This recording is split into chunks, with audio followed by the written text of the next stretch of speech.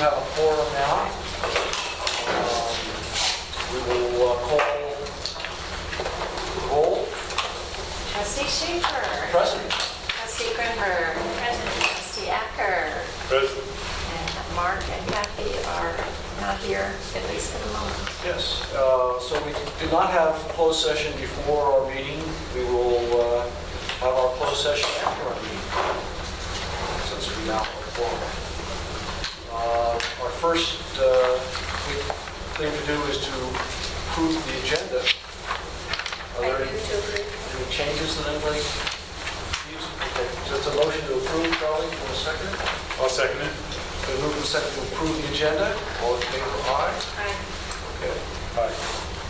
So, our first item is public hearing for sunshine items to be negotiated between CMIS, our classified employees group, and the district. You want to start with that? Sure. So I guess I'll start with CMIS. This is a year that we open the entire contract for language review, language clarification, but in addition to that, we are going to open Articles 3 and 11 with CMIS. Do you want to just say what 3 and 11 are? Yeah, sure. 3 is compensated leaves, and 11 is wages. Okay, so And is there anybody else who wants to speak to this public hearing on the sunshining of classified contract? Seeing none, I'm going to close that public hearing and open the public hearing for sunshine of items to be negotiated between our Teachers Association and the district. Okay, so once again, the district, we're opening all articles for language clarification. In addition to that, Article 4, compensated leaves, Article 12, health and welfare benefits, and Exhibit C, salary schedules. Did you want to say anything on Yeah. behalf of? Sam, we understand that we're opening all articles for language clarification. Additionally, we want to open up Articles 5 and 6, but I don't remember the titles of those articles. Okay. All right. So if there's no one else who wishes to speak on the sunshining of our contract with the MTA and the district, I'm going to close that public hearing. We move to our consent agenda. Consent agenda is passed at one time, and there's not a lot of things on it today. So do I have a motion about the consent agenda? I second. It's been moved and seconded. We approve the consent agenda. All those in favor, aye. Opposed, none. Okay, so reports. Our student trustee is not here. I will have to say that she was one of the many stars we had on our volleyball team that successfully beat Anderson Valley at home to claim a co-championship for the volleyball season. I think I read in the Beacon that our student trustee had the greatest number of spikes or kill shots, I guess they're called. So I was going to give her an accolade for that, but she's not here to receive it. So we'll go on to administrative reports. And Gail. I'm giving my report time to Tobin. I asked Tobin to come and give an update on our new ELAB program, among a couple of other things. Okay. Great. Well, thanks, Gail, for ceding your time to me. I actually just left ELAB, and when I left, I think we had maybe 4 community members that were working on projects there, and 3 of our robotics team members were trying to make the robot go in a perfect square. And so they're supposed to film it if they actually get it to do that. It's kind of like the hello world of robotics there. So I just want to tell you about the ELAB, not just the place, but a concept already. This little set the stage here a little bit. This economist, Edmund Phelps, was writing about why do people work for free? You know, what is it that really drives us to do what we do? That's kind of an interesting quote.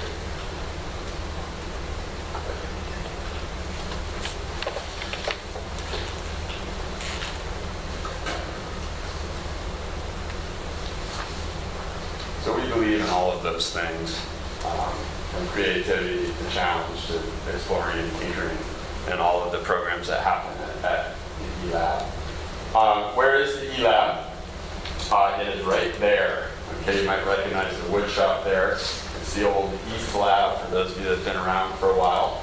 But that is our E-Lab. And at one point it was filled with all the technological detritus of the district. I wish I had a before and after, but it would just have been a wall of like computer. You could not have taken a picture in there. Okay? But here's what it looks like now. The walls aren't curvy like that, but it is a workable space now.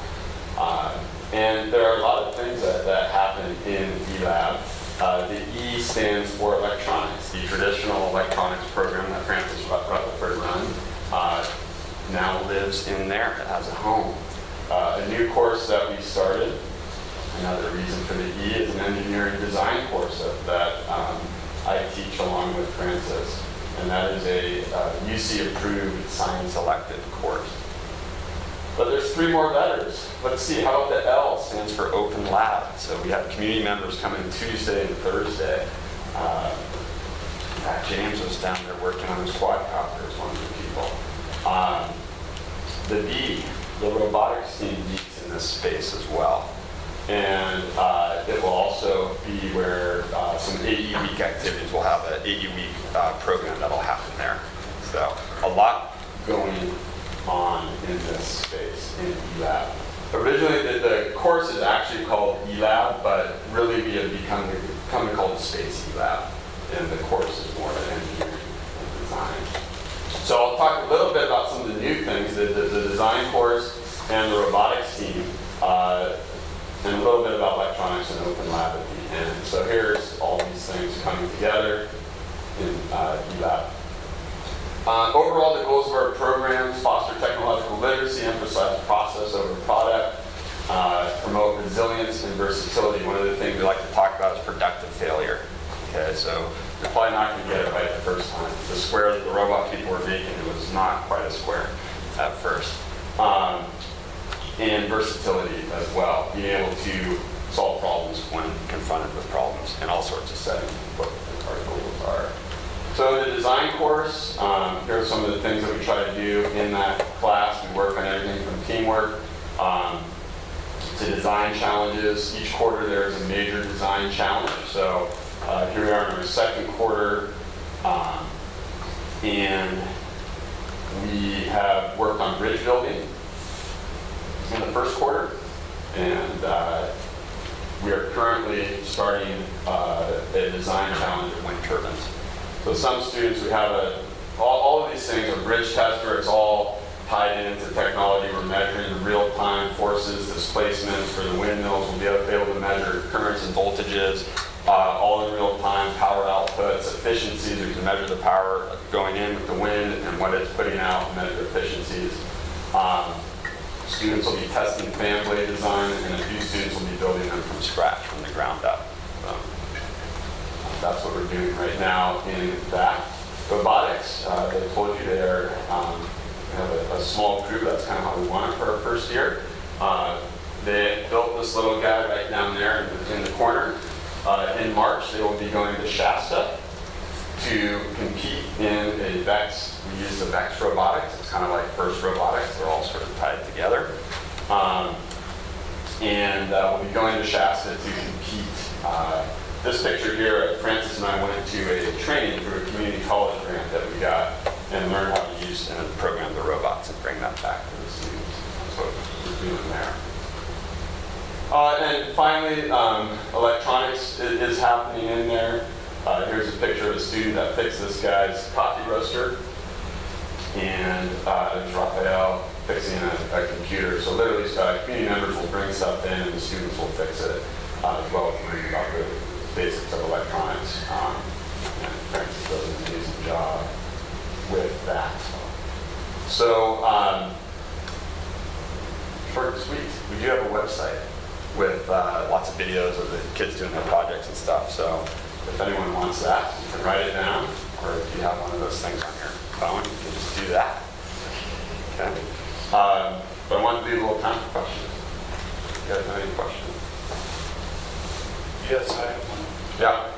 The open lab, Tuesday, Thursday, what hour? 3:30 to 5:30, please come by and you can just, usually something's going on there. Robotics meets on Thursdays, so you can come in and just see what we're doing. You're always welcome to come in and check it out. And 6th and 7th period is the engineering design course in electronics is 7th. So Tuesdays and Thursdays in the afternoons, come on by. You're always welcome to come in and see what we're doing. So a lot of exciting stuff going on there.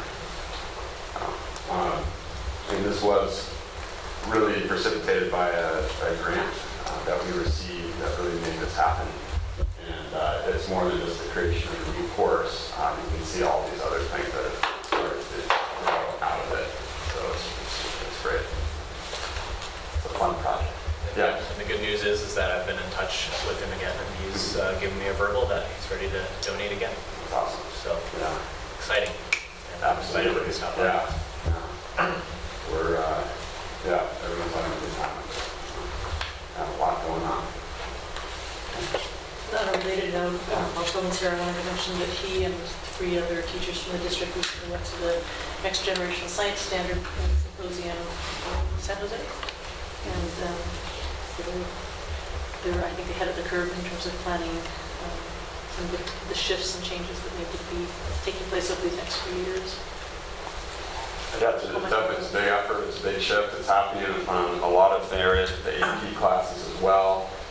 It's sort of pedagogical, just how you teach it, what you're teaching, but it will probably have trickle down to programmatic effects as well, and what science looks like 6-8, what it might look like in the high school, and the key is really K-5 also participating in it, and so we had Hami Grimberg was with us to represent K-5, Alex Fossey from the middle school, and Tyler and I went from the high school. So we feel like we really have a strong advocate for this in every area of the district. And so it's going to be exciting. We're all really I excited saw to that make that happen. the Department of Education just released today the sort of the framework of standards for science, for comment for the next 60 days. And Yeah. they start with TK up through high school, and they seem to be leaning toward, in the high school area, schools having to choose between, I guess, a 3-course or a 4-course. Right. And do we have any idea how we're leaning in terms of? Yeah, I think the big one is for 6-8 is looking, now they do earth science, physical life, and that can become an integrated program. One nice thing is that the standards have a real environmental science emphasis, and that's really ties in nicely with not only what we have available to us, but what we do and value, I think. So that'll be a decision for the 6-8 to make. I think that will increase engagement when you can do more project-based things. At the high school level, very preliminarily, I think we're looking at one way, there's all these models you can do it, but one way is to take earth science and spread it out over 3 years and have basically do physics, chemistry, biology, all with an earth science application, because really earth science is an applied science. So then that kind of makes it more project-based and a little bit less traditional in terms of, say, chemistry and biology. So feeds in beautifully to the sonar program. So it would be a 3-year progression. They have to get all their standards by 3 years. That senior year, they can do AP physics, they can do AP environmental science. So there'll be some changes, as things come down. But, Keep us posted. yeah, we'll do that. First test, the new system's 2019, so like Gail said, we're pretty much right on it. But if you're going to start preparing those students for 3 years from now, that is actually next year. So we're right there, but there'll be some. Yeah, please come by and check out the lab. That is always welcome. Yeah. Thanks for coming. Great, thank you. Good, thanks, Gail. I can go to meeting down in Elton now. See you guys. All right. You had anything else you wanted to add? No, I want to appreciate the entire staff for all the work they've been doing this long on the loss study. It's been a tremendous effort and very time consuming. and we're anxious to get that report in the mail by early January, so we go get back to the business of the doing instead of the looking at what we're doing. Jason? All right. First, I want to point out that all the agenda and the board backup materials are now available on the website. The agenda's always been there, but the backup materials are all on the district website under the tab School Board, and then there's a tab for 15-16 board agenda backup materials. So that's new and just making it more accessible to people. So thank you, Susan, for putting that on the web for us. I attended the MECA meeting with Michael at College of the Redwoods. There were only 3 agencies there on the coast here. Oh, what did I say? College of the Redwoods? Yeah. But anyway, that's interesting because I was going to comment on what a good job I think Mendocino College is going to do there. It's exciting to hear some of the programs that they're beginning to offer, the staffing levels that they would like to do, and some of the courses. So I think it's going to be good for the coast. I also attended, along with Gail, a meeting regarding the Career and Technical Education Incentive Grant, which is coming up. There's a grant available to school districts. It's due by the second or third week of December, and we're actively thinking about what we want to apply for there. It's a grant that's meant to sustain our programs and then hopefully grow a few other career pathways in our districts. And we're so small that it's hard to have strong pathways, but we're hoping to add in that area. I also met with the county today, the SELPA, special education folks at the county, to go over our special education spending and our numbers and our staffing. And I always learn a lot through those meetings. But we have grown a lot in special education. That's something I think we need to think about in the future. So how can we do things a little differently for maybe less money? Something that is kind of eye-opening today, how much we spend on special education. High School Planning Committee. This is a committee made up of 7 folks, I believe. 5 teachers, myself and Jessica. We are gathering to take a moment to think about what we want to be in the future. And I guess I'll start the monthly accolades for Gail now, just by saying that we did get the official notice to retire, and we're gonna. So I think every month I'll say, Gail, how much I appreciate having you here and how I'm going to miss you. And that being said, we have an opportunity with the new leader to come in to really think about what we want to be. We have a lot of issues with the building up there, the facility up there. Before we make any changes to the facility, we need to know exactly what we want to do philosophically, programmatically, and if we ever do want to make some major changes to that building, we need to be able to communicate clearly to the community what our goals are. So this committee is going to be brainstorming some ideas, but also thinking about how we gather input from business owners in the community members, students, staff, parents. So it's just all becoming a reality, Gail. Congratulations for the first time. I know you're going to hear that often. And then finally, one of our staff members, Tony Efer, is struggling with cancer diagnosis this year. And there was recently a fundraiser held right here called Zumba for Tony. And $2,800 was raised through donations for Tony to help her with some costs that are not covered. We had 5 Zumba instructors up here dancing on this stage. Gail and Kim and I attended this event, and I had to wear a jingle skirt, so it was very entertaining. But I tell you, those Zumba instructors are amazing. They were moving so fast, and I found out that I had no rhythm. And once I started to get the move down, they would change to another move. I saw those 2 in back of me just laughing the entire time. So. But anyway, it was great to see our school community and our larger community come together for one of our beloved staff members. We were laughing at ourselves just as much as Oh, we were okay. laughing at you. Okay, bargaining units, do you want to speak anymore? Just briefly to say also, I'll be saying also with every month up to the end of the year with Jill also. We appreciate it. It's been great to work with you, and you'll be hearing that again.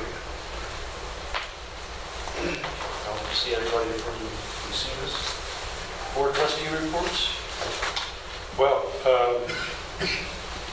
we noticed Tobin was heading out the door. He was on his way to the elk parents meeting. And what's going on there is those interested in keeping the new preschool going realize that as the enrollment's not as high as we'd like it to be, that there's it's hope that the community can step forward and make some donations to take up some of the slack there. And that's already going pretty well. Some of the larger donors are just waiting to see that it's a community move rather than just that. So I think that our goal will be reached fairly easily. How high is your goal? Well, I'm not sure it's my goal, but we were talking about 10,000. Beagle. Okay.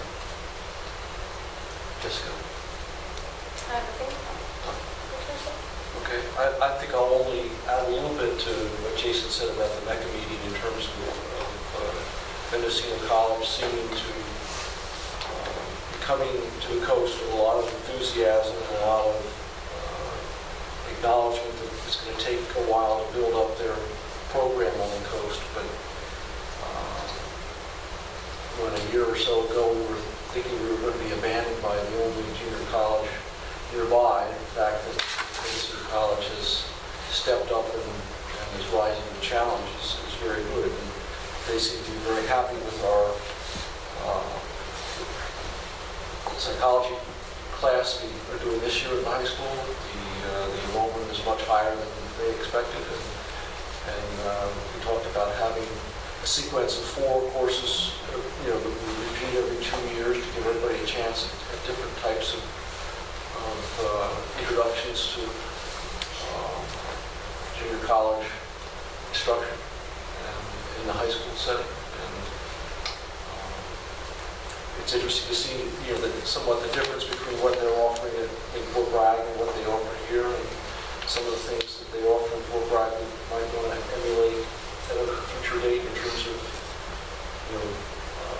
they do a program with all 9th graders about college prep. And it might be something we'll try to see if we can fit that into what we do for that same purpose and get some extra help in that regard. Okay, so we'll move on to our first information discussion action item 9.1. Sage is going to come up with a report on MCN's cumulative actuals for the last school year. Yeah, 14. How you guys doing? Good. Is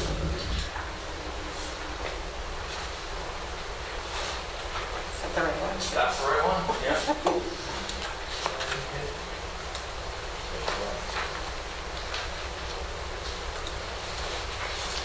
All right. So we'll talk about some of the target goals that we had for ourselves last year and going into coming years. Our target was to add 30 customers per month, and we figured we were going to lose about 16 DSL customers as we moved them over. And then we figured we'd kind of keep that same pattern going through 15, 16, and then we figured by 16, 17 we would have most of our DSL customers moved off.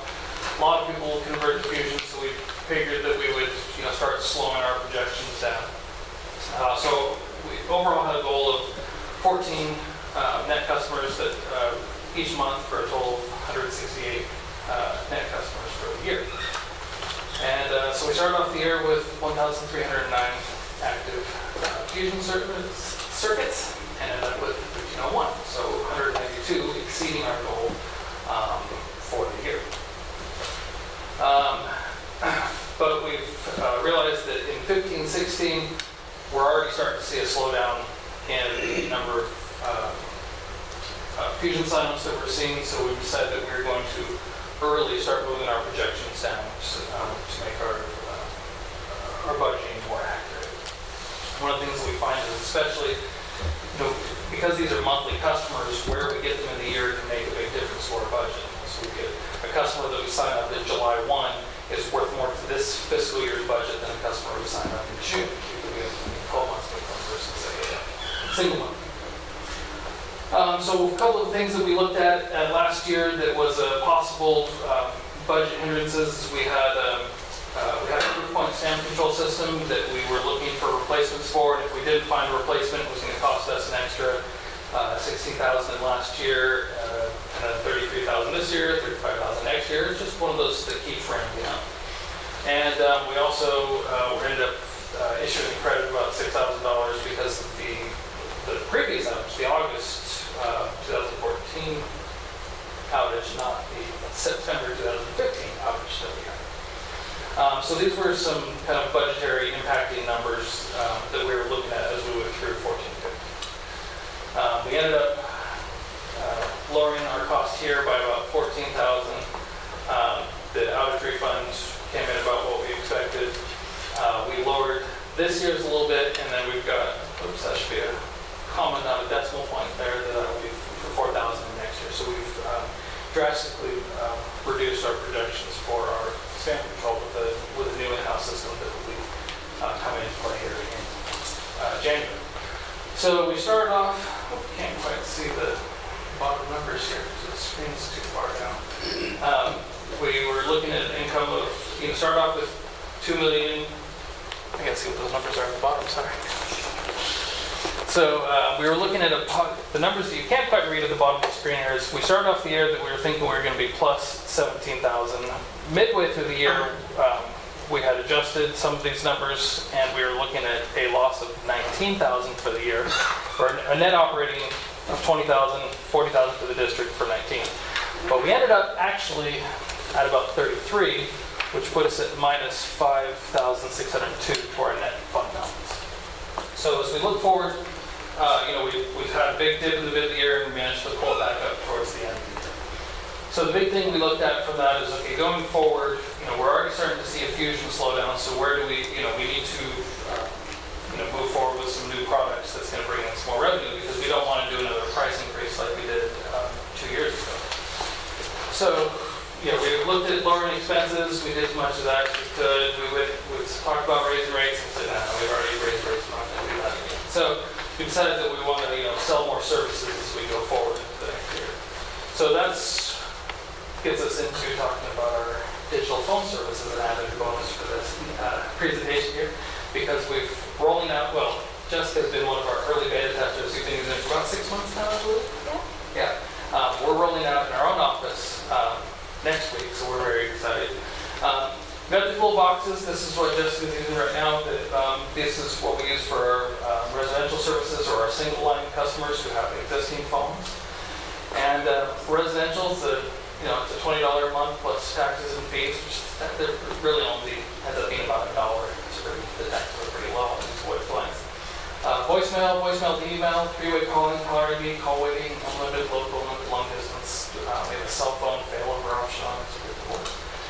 And then for business lines, we're doing $30 a month extensions plus taxes and fees. So these are the phones that we're using. In the business lines, we're doing same kind of phone features, plus hunt groups and auto attendant, call queuing, and that sort of thing. So we're looking at watching this to be one of the new products that's going to counteract some of the revenue drop-offs that we saw towards the mid-year. We love it. Good. Yeah, That's what I like to really hear. we make hundreds of calls. Good. Yeah, and we were actually thought we were going to be on our phones this week, but we ended up with we upgraded our own line in the office and had a problem with our failover because we have 2 circuits and spent 3 days so little. So we didn't get switched over, so we're going to get connected. Any questions on what last year? Yeah, so the phone devices, will they work on, for example, further reach? For the reach, Comcast, any internet service provider. Right. They don't just work with us. And we've actually had customers who were at the very edge of our service that we couldn't give a very good internet connection to, where they had Fusion and so phoning in with us. They decided they were going to switch to Comcast, and we were able to retain those customers by switching over from digital. All right, any other questions on last year's? No? You're back in a few minutes. Yes. Okay, so our next item is our AE week trips. And the board is required to approve out-of-state trips. That's an 8 code requirement. But we usually talk about the entire program at this time until right after it's sort of announced to the students. So we are at the beginning of the enthusiasm for all these programs. So, did you want to say anything, Gail, in terms of? You don't want to get into the amendment? But we have to, you're right, thank you for that. We have to take I was action. right? Yes, we do have to take action. We have to approve the MCN unaudited actuals. Thank you. You want to make a motion? I need to approve. I'll second it. It's been moved and seconded that we approve the MCN unaudited actuals. All those in favor? Aye. So now we can move on to the AED. Thank you. So, As you said, the students were just introduced to the offerings last Friday, and then tomorrow they will have the opportunity to do their initial sign-ups and hopefully talk to their folks and share the brochure with them this past week. So we never know until we're, a month or so into it, if all of those activities are going to fly or not. We'll just wait and see where the students' interest clusters, but it's a nice variety of things, some which are kind of annual traditions and some that are a little new and different, quite a few that are staying put in our community, and then quite a few that are going away for the week to experience different things. I believe the only 2 out of state this year are the Ashland Shakespeare Festival and the also Southern Oregon windsurfing. and we did both of those for several years. So I think a motion to approve those 2 out-of-state trips. I'll move it. Second. It's been moved and seconded that we approve the out-of-state trips during AE week. And all those in favor? Aye. Just weren't enough students to sign up for the Costa Rica trip that was presented to you in June, I believe. Correct. It was an ambitious undertaking. And, I think it's good to know when you can stop. So I think hopefully something like that could happen in a future year. Let's see, we still have time. 9.3 is a report on inter-district transfers for the current school year or the last year. This is for the current school year. We did it for last year at the end of the year. And this is something that we're supposed to send annually to the Department of Finance as well as to our neighboring school districts. And it's really important that these reports get out in a timely manner this year because the district of choice legislation is being reviewed. It was extended for 1 year, and we would like it to be extended for much longer than that. So there is a movement to get districts to send the Department of Finance their reports. So this is based on the numbers for this year. And if you move on to the report page, we have 22 students exiting the district, going to mainly Fort Bragg. I believe that's the only district we're sending to is Fort Bragg. And we have 67 coming in. All from Fort Bragg except for 7 students from Anderson Valley. Last year we had 81, so we are down this year quite a bit. And that was due to a lot of seniors graduating, students moving away. But we lost a lot of students, but then we gained 7 or maybe 8 new students. So we were able to make up for a little bit of that. And when I looked at Sally's projection, she actually had 67. So There you go, Sally.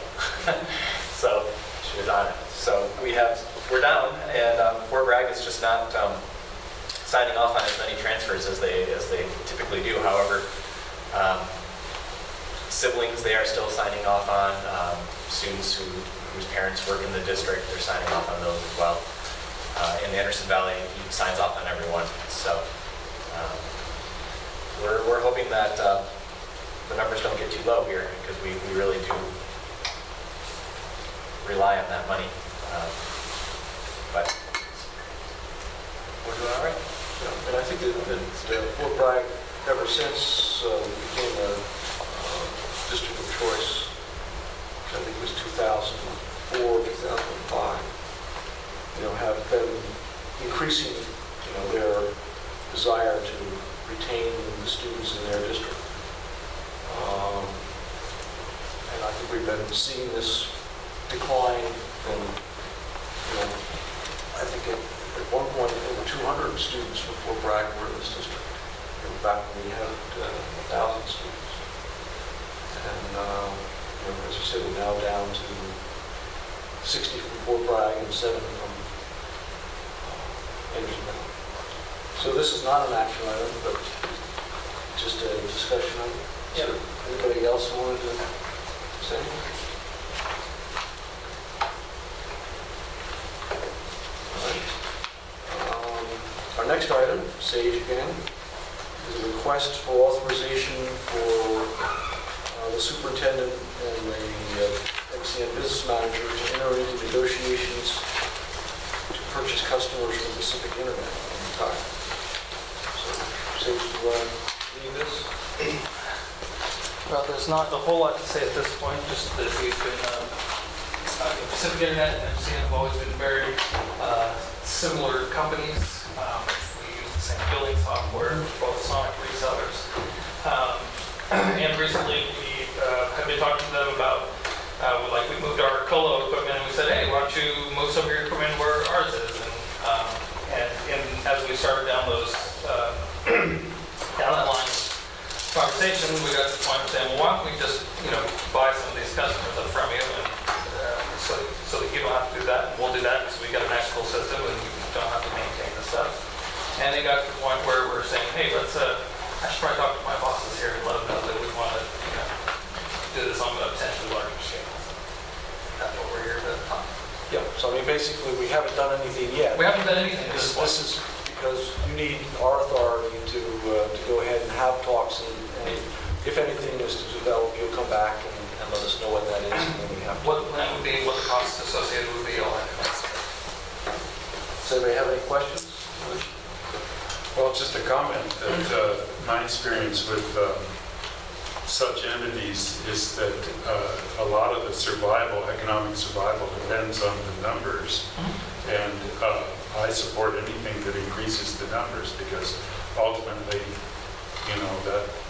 that'll keep you in the black. Business isn't pretty much better than anything. So. Do you have anything to ask or say? So what would be the difference in services that these customers are being provided? Well, it's one of those, almost all the services that Pacific Internet provides is the same services we provide, so it just depends on, we don't have a clear scope of this at this point, because it's one of those we talked about, it was originally moving equipment and taking over some of their email stuff, and then, it got to the point where I was like, let's stop and let me go get some permission to go, and go further with this. So, may I have a motion to authorize the superintendent and the MCN business manager to start these negotiations and report back to us? I'll second. All those in favor? Aye. Thank you. Thank you. Okay, so now we're at 9.5, which is resolution 2015-18. And this is a resolution in favor of fixing the reserve cap. People remember the state put this in the trailer part of the bill a year ago, June, that under circumstances, districts would have to basically spend all their reserves. And the main trigger for that is if the second rainy day fund the governor established at that point, which was a Prop 98 rainy day fund. That the way it's written is if $1 goes into this Prop 98 fund, then all the districts in California have to spend down their reserve caps. That August, we passed a resolution expressing our opposition to the reserve cap and urging our legislators to repeal it. And this is another resolution to the same effect with a little more up-to-date information in terms of current figures and regarding the various efforts have been done. The most recent bill that was a bipartisan bill, Senate Bill 799, was withdrawn shortly before the end of this session, so it became a 2-year bill, so it's still on the table, and I think that's basically what we are saying. We're getting down to the last whereas here, where we're saying we support Senate Bill 799 and any legislation like it, which proposes to modify the reserve cap law and restore governing board flexibility over the use of reserves to adequately prepare for economic difficulties. And as a basic aid district where we don't have the 2-year cushion that most school districts have in terms of absorbing budgetary changes, it's especially important for us to have adequate reserves to weather that kind of storm. Any other comments regarding this proposed resolution? May I ask one of you to moved and seconded that we adopt this resolution? All those in favor? Aye. It's close to 6 o'clock, but I don't see anyone in the audience who looks like they're here to speak under community comments. So I'm going to just go on to 9.6, which is Resolution 2015-19 regarding the closing of the Special Reserve Fund for Capital Outlay Projects, Fund 40. And if you will remember, our construction project, one of our programs was the hardship grant we got for the new water line down from a water source up above here to the high school. And the way these funds are done is, this project had its own funding, and it ended the project with a surplus of about $55,000, which we thought for various periods of time that the state would ask for. And we keep saying, do you want it? And they keep saying no. So a year ago, we put this into this Fund 40 Special Reserve Fund, thinking that it was safer to put it there in case they did it. But subsequently, the state has reiterated at least twice in the last month or so that they have no interest in taking this money from us. So we are now feeling confident enough to put it into our general fund. And so that's what this resolution would accomplish. We're going to close out this Fund 40 and we'll transfer the funds in it, which are approximately $55,000 into our general fund.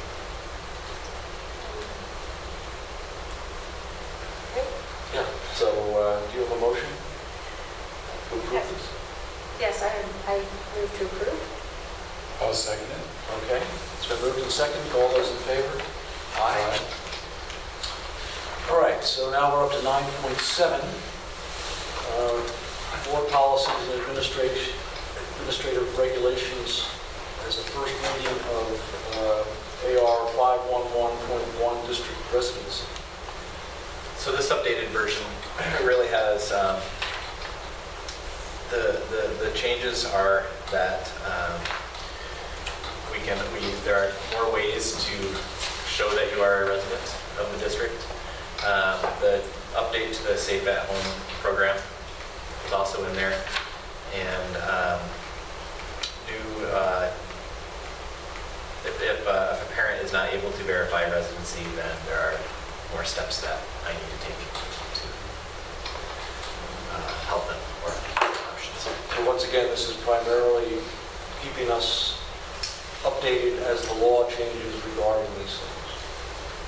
And I think we probably have, because Ed Code is so big and there's probably more than one place in our administrative regulations and board policies where we talk about district residency, and there may be other places that have to be updated as well, but this is the one we've identified at this point. And this is, needs an action for, as a first reading. After this, it'll go on the consent agenda next time, and if people come up with concerns between now and then, we can pull it from the consent agenda next time and talk about it. But So I move to accept this as a first reading. okay. So it's been moved and seconded to approve this as a first reading. All those in favor? Aye. Okay, so we're now to 9.8, which is information only, administrative regulation 4112.5, which is regarding criminal investigation checks. Is this just for our employees, or does this include those? I mean, because we also do a record. Yeah, this is, I believe, for, I think it's for employment only, Right. I believe. Okay. So what are the changes? Well, there are more with rehabilitation, so it's a little less restrictive, giving us a little more flexibility or challenges to this if they have shown that they have been rehabilitated. There are more rights for the employees.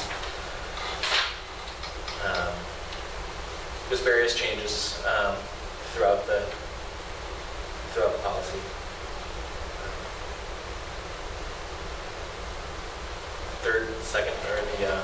Second page, fourth, fifth, and sixth paragraphs are all relatively new. There.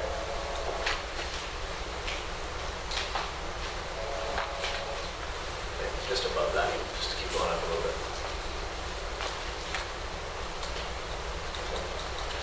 This one was last done in 2007. This is something we're dealing with a lot, obviously. Every time someone's employed, you have to do a check. For me, what I got out of it is that it really offers more. We have to provide more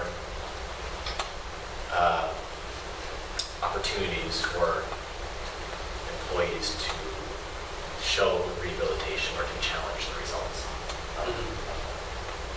So it checks. In other words, it would be an automatic disqualification in this many cases. Okay. So this is information only. It'll come back to us next month as first reading. We have a list of items that are future agenda items. And I had one that I was going to suggest that we add, and that is a report about the WASC process. Do we have a meeting at the high school scheduled in February? I believe we do. It's either January or February. It's coming up. But either of those meetings will be after you have your report to WASC or self-evaluation. Correct. And perhaps at that meeting, we can have a presentation on that Okay. at the high school in January, February, whichever But day not it is. Not the board meeting. Yeah. Anybody else have things? I was hoping to have a report about, given we're not within the Fort Bragg area, how we could possibly, what we talked about earlier, how possibly we could have the same type of coverage from the sheriff Yeah. or the, Jessica's talking about the new social host ordinance that was passed in Fort Bragg, which allows police officers more options when dealing with parents who are providing a space for students to engage in underage drinking, or for parents who supply alcohol to students. It gives them a lot more options as far as fines and penalties. And it just, when I did a ride-along with the Mendocino County Sheriff's Department about a year ago now, that was a conversation that came up, and it just felt like in my conversation with that deputy that they didn't have many options. It was hard to follow through on things, and this is providing them a lot more freedom to do that. And so Michael did suggest that I contact someone at the county, and I did contact Sheriff Allman, let him know that I did support this ordinance countywide, and if there's any way that we could be a part of the process that we want it to be. But I'll keep that on my report. that would be perfect. Because I agree. I just wonder, because we don't have a police department, if somehow a community support or vote or something within the Mendocino community would be helpful. Definitely. And the board meeting is at the high school is February 11th.